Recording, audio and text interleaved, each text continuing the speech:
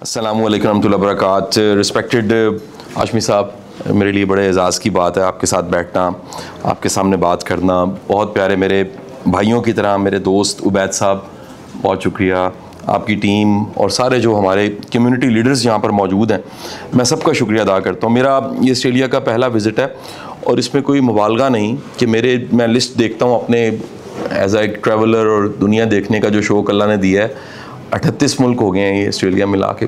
और मैं अगर ये कहूँ कि जितनी खूबसूरत कम्युनिटी और कम्युनिटी के कह लीजिए एक काबिल लोग मैंने ऑस्ट्रेलिया में मेलबर्न में देखे हैं, मैंने कहीं नहीं देखे। रियली मुझे बड़ी खुशी हुई यहाँ आके। ये बड़े मुख्तलिफ हैं। मैं ये नहीं कहता कोई बुरा या अच्छे की कंपैरिजन नहीं, मैं बात कर रहा हूँ कि मुझे यहाँ पर पिछले 2 दिन में अपने पुराने स्टूडेंट्स भी मिले हैं, उनको मैंने बड़ा काबिल देखा है, खुशी हुई है। कोई 2004 में पढ़ा है, कोई 5 में पढ़ा है, कोई 8 में पढ़ा है। और कुछ दोस्त मिले हैं, कुछ अहबाब मिले हैं, कुछ के साथ मैंने मिलना है अगले 2-3 दिन में। और सबको मिलके मुझे अंदाज़ा हुआ है कि वो उनके एक अपना जर्नी है, उनका एक अपना सफ़र है यहाँ तक पहुँचने का। अच्छा, जैसा सारी हमारी गुफ्तगू में शुरू में ही बात की जा रही थी, आजकल एक टॉप ट्रेंडिंग टॉपिक की मेंटल हेल्थ कैसा। मैं आपके साथ एक वाक़या कोट करना चाहूँगा। 2016 की बात है, मैं लंदन से आ रहा था पाकिस्तान, और मैंने एक किताब एयरपोर्ट से ख़रीदी। उस किताब का नाम था 13 things mentally strong people don't. एमन मॉरिस की किताब थी, अमेरिकन राइटर थी। ये किताब मैंने अपने सफ़र में जो है वो सीट पे बैठ के लाइट ऑन की है स्पॉट, और किताब पढ़नी शुरू की। आधी किताब ख़त्म होगी लाहौर आने तक, और अगले दिनों में चंद दिनों में किताब मैंने मुकम्मल ख़त्म की। किताब मुझे बड़ी पसंद आई, मैंने उसके नोट्स बनाए। और मेरी कह लीजिए जो लर्निंग की जो कुछ आदतों में से एक आदत ये भी है, मैं मूवी देखूं उसमें से कुछ अच्छा लगे मैं नोट्स बना लेता हूँ। अभी थोड़ी देर पहले वह जब आप लोग मुझे छोड़ के चले गए हो, तो एक बड़े अच्छे मेरे दोस्त हैं, वो मुझे ले गए। उन्होंने कहा जी खाना मैं खा चुका था। उनका जी हमने तो खाना है। मैं कहा कॉफ़ी पी लूँगा। तो मुझे बड़ा मुख्तलिफ लगा कि वो स्टेक की एक थी, वो कह लीजिए जहाँ स्टेक बड़ा अच्छा मिलता है, तो वहाँ नाइफ़ पड़ी हुई थी काफ़ी ज़्यादा। तो मैंने कहा ये पहली दफ़ा मैंने नाइफ़ एक जगह लगी देखी। तो वो मुझे जो रिसेप्शन पे मैनेजर था उसने बताया कि ये हमारे कस्टमर्स हैं, तो जब ये आते हैं तो फिर उनके नाम की नाइफ़ हम निकाल के देते हैं। मेरे लिए कुछ नया था, तो with the permission of manager मैंने उसको फिर रिकॉर्ड किया, इस सारे नज़ारे को। तो मैं सीखता रहता हूँ। तो पुराना वक्त तो जो था वो डायरी और नोट्स का था। आज ज़माना मॉडर्न हो चुका है, तो मेरा जो सेलफोन है वो मेरे लिए किसी यूनिवर्सिटी से कम नहीं है। तो मैंने वो नोट्स सारे के सारे बनाए, और उन डेज़ में मंथली बेसिस पे लाहौर में माल रोड पे नीला गुंबद पे पाक टी हाउस, जो कभी अदब का गहवारा रहा है, और अब वक्त के साथ साथ वो कह लीजिए जो लिटरेचर अदब है उसकी मुख्तलिफ शक्लें लाहौर में अलहमरा आर्ट कौंसल और पंजाब आर्ट कौंसल बेशुमार प्लेटफॉर्म्स बने हुए हैं। तो किसी ज़माने में पाकिस्तान बनने से पहले, पाकिस्तान बनने के बाद वक्त में पाक टी हाउस एक आइकॉनिक जगह थी, जहाँ समझ लीजिए कि मुशायरे होते थे, अदीब आते थे, और वहाँ तस्वीरें भी लगी हुई हैं सारी। तो मेरे दोस्तों का एक सर्कल था जो मंथ में किसी एक गेस्ट स्पीकर को इनवाइट करते थे। तो खुदा का करना, उस वाकई किताब पढ़ने के एक मंथ बाद मैं गेस्ट स्पीकर था। तो मैंने अपने सारी जो बोर्ड था उसको रिक्वेस्ट की कि मुझे इसी किताब पे तबसरा करने का मौका दिया जाए, और मैंने तबसरा किया। वो बड़ा सराहा गया, बड़ा लोगों ने पसंद किया। और उससे कुछ 6 माह बाद हाशमी साहब मैंने उम्रे पे जाना था, और उम्रे पे मेरा प्लान ऐसे था कि मैंने लैंड करना था रियाद, उसके बाद मैंने फिर जद्दा से फिर मैंने उम्रा करके मदीना शरीफ जाना था। तो 3-4 दिन मेरे रियाद में थे। तो वहाँ एक जैसे ये प्लेटफॉर्म्स आपके बने, वहाँ एक प्लेटफॉर्म था नॉलेज कोर के नाम से। तो उन्होंने मुझे इनवाइट किया था। मेरी आदत है, मैं अपने दोस्तों को कहीं भी हो तो मैं रिक्वेस्ट करता हूँ कि 3-4 जगहों पे मैं जाना चाहता हूँ, किसी भी मुल्क में जाऊँ। एक मैं म्यूजियम्स में जाना चाहता हूँ, दूसरा अगर ओल्ड सिटी डाउनटाउन कोई है मैं जरूर देखना चाहता हूँ, जो सबसे पुराना इलाका है। तीसरा मैं लाइब्रेरी में, या फिर अगर मुमकिन हो सके किताबों की दुकान पे जाना। तो ये रिक्वेस्ट करूँगी उनके, जी आइए किताबों की दुकान पे चलते। तो मैं किताबों की दुकान पे चला गया, इंग्लिश सेक्शन देखा। इंग्लिश सेक्शन से चलते चलते मैं सेक्शन में गया तो अरेबिक सेक्शन, और वही टाइटल अगर आप इस किताब को गूगल पे देखें किसी फ्री टाइम पे, 13 things mentally strong people don't, title वही था, और अरेबिक में कुछ 1-3 और कुछ लिखा हुआ। तो मैं रुक गया। मुझे अरबी अच्छी नहीं आती, मेरी बेगम को अरबी बड़ी अच्छी आती है, उसका एग्जाम्पल वहां पर। तो मैंने अपनी वो जो फेलो था उसको फौरन मैंने कहा जी ये क्या लिखा हो। उसने कहा जी इंग्लिश में अगर कहूँ तो लिखा हुआ 13 थिंग्स मेंटली स्ट्रॉन्ग पीपल। मैं बड़ा हैरान हुआ, क्योंकि जब मैंने जैन में किताब खरीदी थी जनपद में लंदन से, तो वो नई किताब आई थी और लंदन के एयरपोर्ट पे मौजूद थी, और 5 माह के बाद 6 माह के बाद वो किताब ट्रांसलेशन हुई थी रियाद की एक बुक शॉप पे, अरबिक में मौजूद थी। यानी कोई काम की किताब जो है वो 5-6 माह में अरब्स में भी तर्जुमा होके वहां पे लाइब्रेरी में मौजूद थी। मैंने फौरी तौर पे ईमेल लिखी, जो इसकी राइटर थी उनसे रिक्वेस्ट की मुझे ट्रांसलेशन की इजाजत दी, तो उसने सॉरी किया। मैंने हर तरह से सर कोशिश की, क्योंकि मैं ट्रांसलेशन कर भी चुका था, लेकिन एथिकली मैं उसको प्रिंट नहीं कर सकता था। ये सारा मौजूद और मजमून बांधने का मकसद ये है कि दुनिया में किसी भी मुल्क और माशरे में जो मौजूआत होते हैं, जो डिस्कस हो रहे हैं, जो घरों में डिस्कस हो रहे हैं, जो कह लीजिए स्कूल्स में डिस्कस हो रहे हैं, जो शाम की किसी बैठक में डिस्कस हो रहे हैं, जो किसी चौराहे में डिस्कस हो रहे हैं, जो मीडिया पे डिस्कस हो रहे हैं, दरअसल वो रिप्रेजेंट करते हैं उस सोसाइटी के इंटेलेक्ट को और वहाँ की इम्पॉर्टेंट सब्जेक्ट्स को। मैं दुख के साथ कहूँगा पिछले कुछ सालों में पाकिस्तान के सब्जेक्ट्स ख़त्म हो गए और पाकिस्तान का सिर्फ एक ही सब्जेक्ट रह गया और वो सब्जेक्ट सियासत है।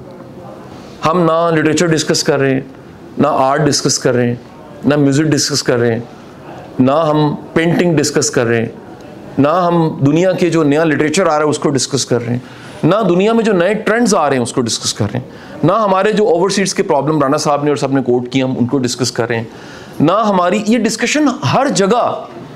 आप यकीन कीजिए ये डिस्कशन चाहे कि ढाबे पे भी सियासत है और ये पढ़े लिखे तबके में भी जो है वो एक ही डिस्कशन है।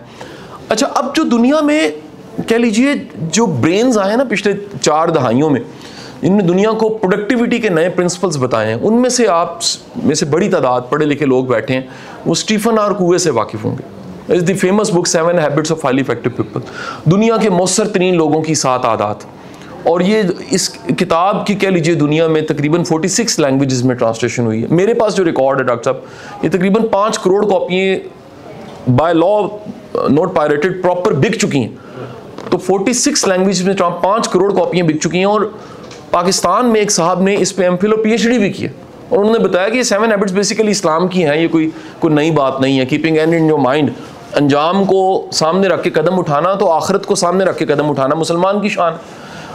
तो स्टीफन कूवे की उस पूरी किताब का एक वर्क ऐसा है जो बताता है मौसर और गैर मौसर के फ़र्क को। और ये मौसर और गैर मौसर का फ़र्क, जो बड़ी प्यारी बात अभी हमारे जो इंडियन मुस्लिम दोस्त थे उन्होंने की कि बेसिकली जो नेशन की आदत है ना, वो फ़र्द में हो तो फ़र्द तरक्की करता है, फ़र्द की आदत एक वाहिद शख्स की आदत नेशन में हो, नेशन भी तरक्की करती है। यानी जो प्रिंसिपल्स हैं, ऐसा नहीं हो सकता ग्रेविटी ऑस्ट्रेलिया आके ख़त्म हो गई।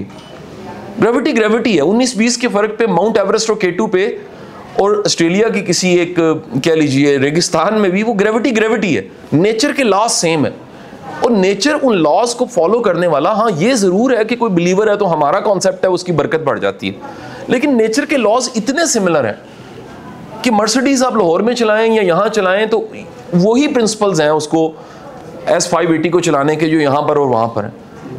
777 आप यहाँ उड़ाएं वहाँ उड़ाएं, सेम प्रिंसिपल्स हैं।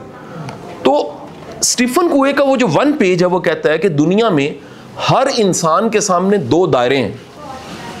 एक दायरा उसको वो नाम देता है सर्कल ऑफ कंसर्न और एक दायरा वो कहता है सर्कल ऑफ इन्फ्लुएंस। यानी एक वो फिक्रमंदी का दायरा है जिसमें फिक्रमंदियां बहुत सी हैं, कर कुछ नहीं सकते, और एक वो दायरा है जिसमें आप बहुत कुछ कर सकते हैं फिक्रमंद हुए बगैर, यानी अमल का दायरा है। स्टीफन कूवे का कहना है दुनिया के मौसर तरीन लोग अपनी एनर्जी का बहुत सा हिस्सा वहां लगाते हैं जहां से कुछ रिजल्ट्स आते हैं, जहां से कोई नतीजा आता है, और दुनिया के गैर मौसर लोग अपनी एनर्जी वहां लगाते हैं जहां फिक्रमंदी होती है और होना कुछ नहीं होता। आप हैरान होंगे, ये किताब तकरीबन 3 दहाइयों पहले 4 दहाइयों पहले आई है और दुनिया में मैंने बताया 5 करोड़ कॉपियाँ इसकी बिक चुकी हैं, 46 लैंग्वेजेस में ट्रांसलेट हुई है। स्टीफन कूवे के कितने इंस्टीट्यूट्स दुनिया में हैं। स्टीफन कूवे जब उसका इंतकाल हुआ है तो आप सुन के हैरान होंगे, वो तकरीबन नियर 80 था और उसकी डेथ जो है वो डेथ बेड पे डेथ नहीं हुई, साइकिल चलाते हुए गिरने से हुई, साइकिल चलाते हुए। लास्ट उसका लेक्चर 2006 में था और ऑनलाइन वो लेक्चर इस्लामाबाद में चलना था, श्रीलंका में हो रहा था सर। और जो फिजिकली मेरे दोस्त वहाँ मौजूद थे उन्होंने कहा जब वो एंटर हुआ है तो उसने आते इतनी लंबी फ्लाइट आ रहा है, उसने फ़ौरन कहा जिम कहाँ पर है। 72 साल का बाबा कहता है हूँ मैं सोना है मैंने सुहाओ किथे, वो कहता जी जिम किथे है। स्टीफन कूवे का ये जो कॉन्सेप्ट है कि जहाँ असर डाला जा सकता है वहाँ एनर्जी लगानी चाहिए और जहाँ असर नहीं डाला जा सकता वहाँ दीन ने आपको बड़ा आसान कर दिया। आपका दीन कहता है कि जी आपके सामने कुछ गलत हो रहा है, हाथ से रोक सकते हैं, रोकें। Principle number 1। नहीं रोक सकते, जुबान से रोकें। नहीं रोक सकते, दिल में बुरा जाने। और साथ फरमाया बेशक के जो आपका ईमान है ना, ये कमज़ोर तरीन दर्जा है, यानी 33 मार्क्स है, 33 तो लेना आप कम अज़ कम। ये जो आपका फिक्रमंदी का असूल है, इस दुनिया में बहुत कुछ गलत हो रहा है, आप नहीं कर सकते, लेकिन आप दुआ कर सकते हैं। आप हमदर्दी, एम्पैथी, आप एहसास एक महसूस कर सकते हैं। लेकिन कभी देखिए क्या कुछ कर सकते हैं। तो कुदरत ने, फितरत ने, नेचर ने, इकबाल की जो फिलॉसफी है पर्शियन साइड की, पर्शियन में जो कलाम है, उसमें एक वन ऑफ द फंटास्टिक शेर है जिसका मफहूम ये है कि पत्थर पत्थर है और पत्थर ने पत्थर रहना है। इंसान इंसान है क्योंकि वो इंसान की तकदीर बदलती है, पत्थर की तकदीर नहीं बदलती। वो तकदीर क्यों बदलती है? क्योंकि बनाने वाले ने उसको तकदीर बदलने का फन दिया है। ये उसके पास हुनर है कि वो जो सर्कल ऑफ इन्फ्लुएंस है वो उस पर अपनी एनर्जी लगाता है और फिर कहाँ से उठता है, कहाँ से कहाँ पहुँच। मैं गारंटी से ये बात कहता हूँ, हम सब, जो आपने कही सर बात, हम सब अपनी किताब लिखें ज़िंदगी की तो इतनी मोटी किताब बनती है। If we start our journey, कहाँ पैदा हुए, कहाँ से सफ़र शुरू किया। मैं भी सर को बता रहा था, इस यूनिवर्सिटी को मैंने छोड़ा सर, तो मतलब मेरिट पे उस ज़माने में आके ना किसी भी चीज़ को छोड़ना बड़ा मुश्किल काम होता था। मल्टीपल रीजंस थी। एक रीज़न बहुत बड़ी ये थी कि मुझे पता लगा यार ये केमिकल इंजीनियरिंग मेरी लाइन नहीं है। मैं पिछले कई सालों से, 6-7 सालों से मैं उस यूनिवर्सिटी का डोनर हूँ। अब उस यूनिवर्सिटी को हर महीने में 15 लाख रुपए देता हूँ। और चंद दिन पहले मैंने वीसी साहब को खत लिखा। मैंने कहा जी मैं इसलिए खत नहीं लिख रहा, मेरा शुक्रिया अदा करें कि 6 करोड़ रुपए दे दिया, लेकिन पूरे मुल्क और माशरे में थैंक यू नहीं है। ये पाकिस्तान का मसला है सर।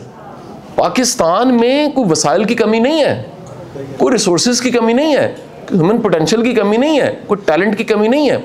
हमारी आदतें ख़राब हैं।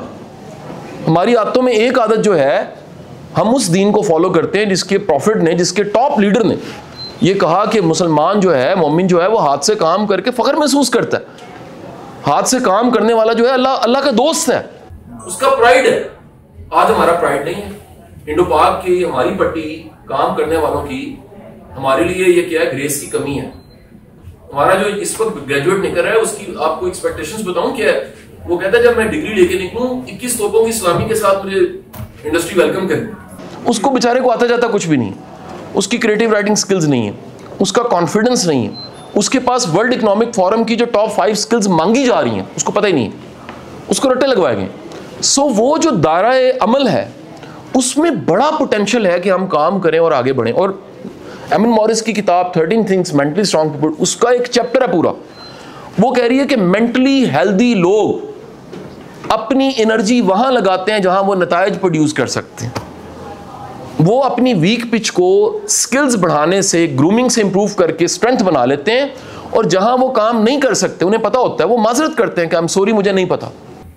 तो आपकी पूरी नेशन की एक, मेरा ख्याल है, एक नया सोशल कॉन्ट्रैक्ट की जरूरत है जिसमें हम काम को प्राइड समझें, जिसमें हम माने कि यार हम उतने शुक्रगुजार नहीं है जितनी दुनिया शुक्रगुजार है। एक टर्म जो यूएसबी बोली जाती है, बेसिकली तो यूनिक सेलिंग क्या है जी? It's USB is what the meaning of USB is unique selling property, यानी आप यूनिक क्यों हैं। पूरे गल्फ का यूएसबी जो है वो ऑयल है, तेल है, पैसा है, सारी दुनिया वहां पर इन्वेस्ट करती है, कहीं पर जो है टैक्स नहीं है, कहीं पर कोई फायदा है। ऑस्ट्रेलिया की भी कोई यूएसपी होगी, मुझे इन्होंने बताया कि जी एग्रीकल्चर बड़ा तगड़ा है, जो मिनरल्स बड़े जबरदस्त हैं और इनकी पॉलिसीज बड़ी अच्छी हैं सर, हर एक की। मैं आपको बताऊं पाकिस्तान की यूएसपीज दर्जनों में, मैं आपको दावे से कहता हूं, ये नहीं कि ये जज्बाती बात कह रहा हूं, लेकिन ट्रेजेडी क्या है, वो यूएसपीज अपनी जगह पे रखी, हमने 25 करोड़ को खराब कर दिया।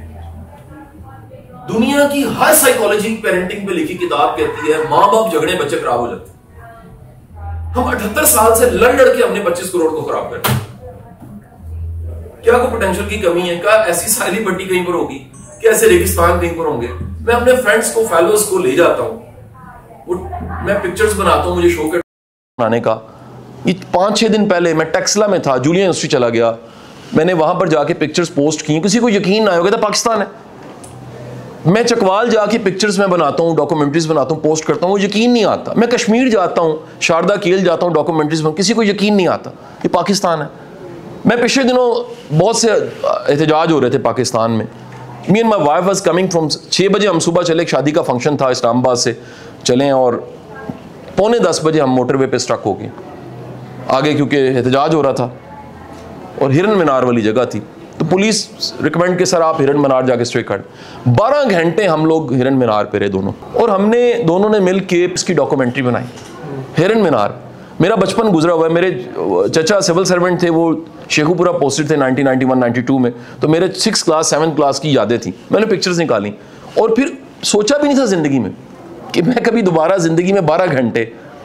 तो वो जब मैंने उसकी पिक्चर्स और चीज़ें शेयर की, लोगों ने कहा सर ये पाकिस्तान में कल्चर देख लें, खाने देख लें, ये पता नहीं क्या हुआ मेरे मुल्क को, टॉलरेंस नहीं है, बर्दाश्त नहीं है। एज अ इंडिविजुअल पाकिस्तान में सर तरक्की हुई है। 99 में मैं यूनिवर्सिटी जा रहा था और मेरी पूरी क्लास में एक बच्चे के पास गाड़ी थी, 2 के पास मोटर बाइक थी, 105 हम केमिकल इंजीनियरिंग के 2 क्लासेस थे। गाड़ी वाले की अपनी गाड़ी नहीं थी, वालिद की थी, और मोटरसाइकिल वाले की एक की वालिद की थी, एक की अपनी थी। आज मेरा बच्चा इस साल में पहले साल में अपनी यूनिवर्सिटी में गया और उससे मैंने उसका इंटरव्यू लिया कि तुम्हारी क्लास में कितने बच्चे गाड़ी पे आए हैं, अपनी गाड़ी पे। उसने कहा 70% मोटर बाइक पे। कहता थोड़े से रिसोर्सेज, वसाइल, चीजें फर्दे वाहिद के पास, हर एक के पास बड़ी हैं। यानी मेरे दादे परदादे के कभी ख्वाब नहीं था कि जी बैरिया में प्लाट लेना है, DHA में प्लाट लेना है, इन्वेस्टमेंट करनी, पैसिव इनकम की टर्म ही नहीं पता थी। कहना अल्लाह वारे से, अल्लाह पालेगा। हमें लगता है, मैं यकीन करें कभी कभी हैरान होता हूं, हमारी पूरी नेशन को एंग्जाइटी है most of the time. I have ADR wing sir, मैं 4 साल जुडिशरी को पढ़ाता रहा। तो चीफ जस्टिस मेरे टाइम पे थे मंसूर अली शाह साहब, वो मुझे लेकर गए जुडिशल अकेडमी। जब मैंने छोड़ा तो अनवारुल हक साहब चीफ थे। अनवार साहब रिटायर होकर मेरे पास आ गए, मेरे दफ्तर बैठ। ADR विंग है, 3000 केसेस हैं। Sometimes really funny. पिछले दिनों हम सुलह करवा रहे हैं केस का, तो वो दोनों की लड़ाई ये थी, उन्होंने मुझे स्पेशली सर ने बुला लिया, सुनो जरा। दोनों की लड़ाई ये थी कि बच्चे को दाखिल लकास में कराना है, दूसरी को वो कहती जी नहीं मैंने जो है वो LGS में करवाना। तो फाइनली पूछा बच्चा किधर, कहते पैदा ही नहीं हुआ। यानी आप एक लम्हे के लिए सोचो कि जो चीज अभी हुई नहीं है हम उसके लिए हलकान हो रहे हैं। और जो है मेंटल हेल्थ का मतलब है आप आज में जी रहे हैं। मेंटल हेल्थ का मतलब है जो खाना लगा हुआ है इसको आप इंजॉय कर सकते हैं। मेंटल हेल्थ का मतलब है कि आपने अपना आप कबूल किया है, आप गिले शिकवे शिकायतें रोते धोते नहीं रहते। मेंटल हेल्थ का मतलब है कि आप में हर वक्त एहसास शुक्र है। मेंटल हेल्थ का मतलब है कि कुछ मुश्किल आता है तो वो बड़ी शानदार, मेरी पसंदीदा किताबों में से किताब man search of meaning, Victor Frankl की। साइकियाट्रिस्ट था, 2nd world war, Nazis camp, बड़ी लंबी स्टोरी। कट शॉर्ट ये है, कहता है जी ज़हनी तौर पे मजबूत बंदा है ना, वो अपनी ट्रेजेडी को भी कुछ मानी देता है। वो अपनी ज़िंदगी के, उसने इसका नाम रखा लोगोथेरेपी। उसने कहा कि आप अपने, जैसे हमने दीन भी यही है ना, मसलियत यार अल्लाह की मर्जी है, हम ये नहीं कहते, लेकिन अगर हमें वो अल्लाह की मर्जी नहीं लगती और हम बेबस होते हैं, मरीज हो जाते हैं। तो going to close with the sentence of my guru Wasif Ali Wasif साहब, अल्लाह की मर्जी और अपनी मर्जी के फ़र्क का नाम गम है। ये फ़र्क ख़त्म करना है। गम सिर्फ उसी का ख़त्म हो सकता है कि ज़िंदगी में 3 हिस्सों में ज़िंदगी को डिवाइड कर दीजिए। एक वो जो बिल्कुल ठीक है, उस पर शुक्र अल्हम्दुलिल्लाह। एक वो जो बदला जा सकता है, उस पर 1 और 3 टाइम कुरान में उसने कहा सब्र करो, सब्र करो, सब्र करो। यानी उसने ये नहीं कहा कि जब तुम्हारे सामने मुसीबत आए तो तुमने AK-47 खरीदनी है। नहीं कहा उसने ये नहीं कहा कि जब तुम्हारे सामने मुसीबत है AIS से हेल्प लो, मेटा से हेल्प लो। नहीं, अल्लाह ने कहा जब भी मुसीबत आए 2 चीज़ें तुम्हें सपोर्ट करेंगी, सब्र और सलाह, नमाज। मेरे बंदे बन जाओ और थोड़ा सा वेट करो, चीज़ें बदल जाएंगी, दिन एक से नहीं रहते। और 3rd पार्ट वो है कबूल करना। हम सब की ज़िंदगी में कुछ ना कुछ ऐसा ज़रूर है जो चेंज नहीं हो सकता। एक्सेप्ट इट, एंजॉय करो यार। यानी उसको तो नहीं बदल सकते। कुछ मेरी मर्जी है, कुछ मेरे अल्लाह की मर्जी। तो जो मेरी मर्जी है मैं उस पर खुश हूँ, जो मेरे अल्लाह की मर्जी है कभी समझ आती है जाके लाइफ में सर उसमें भी कोई ना कोई मसलहत थी। I am a firm believer of linking dot theory by Steve jobs. वो सारी जिंदगी पछताता रहा यार ये क्यों, मतलब मैंने कैलीग्राफी सीखी। परफेक्शनिस्ट था ना, मतलब परफेक्शनिस्ट का प्रॉब्लम ही होता है कि मैं यहाँ पर क्यों आ गया हूँ। वो हमेशा मीनिंग ढूंढते ढूंढते वो मरीज हो जाता है। सारी जिंदगी ढूंढता रहा यार मैंने कैलीग्राफी क्यों सीखी थी। जिस दिन एप्पल बन गया था ना, उसके बारे में वाकया मशहूर है, उसने पानी में डाल दिया था वो और उनसे बुलबुले निकले। उसने टीम को कहा लेकर जाओ, अभी नहीं बना। ये अभी स्पेस है इसमें। अचानक ब्लिंक किया आइडिया कि ये जो मेरे अंदर परफेक्शन और नफासत की इंतहा है, इसकी चिप डिज़ाइन में जो नफासत मैंने दिखा दी है, इसकी रीज़न वो कैलीग्राफी है। 30 सालों बाद जवाब आ रहा है, 30 साल पहले सीखी है। तो जो समझ नहीं भी आया उसका भी कोई ना कोई मानी है। आपको नहीं पता तो इसका ये मतलब नहीं है कि मानी नहीं है, उसको तो पता है ना जी। सो मेरी दुआएं हैं बिलखसूस उबैद आपके लिए, इससे बड़ा किसी पे कोई एहसान नहीं है। मैं गुजरात से हूँ सर, हमारे बड़े बूढ़े ना, मैंने अपने बचपन तक ये देखा है कि हमारे बड़े बूढ़े बरादरी का खानदान का यतीम बच्चा पालते थे और उनका ये फर्म बिलीव था कि जिसको हम पाल रहे हैं ना उसके सदके का खा रहे हैं। ए मस्कीन दे सदके दा सी खांदे पे, उसकी मतलब उसका प्रोटोकॉल इतना अच्छा देते थे। वो कहते थे यार पता नहीं ऐसे सदके सी खा रहे। तो ये आपको अंदाजा नहीं है कि वो एक बंदा जो पाँव पे खड़ा होता है, अपनी तालीम पूरी करता है, अर्न करता है, अपने बहन भाइयों को पढ़ाता है, अपने पेरेंट्स की खुशी का एक जरिया बनता है, ये कितनी बड़ी नेकी है। हमने ये भी एक बड़ी ज्यादती की है कि इबादतों तक नेकियों को महदूद किया है।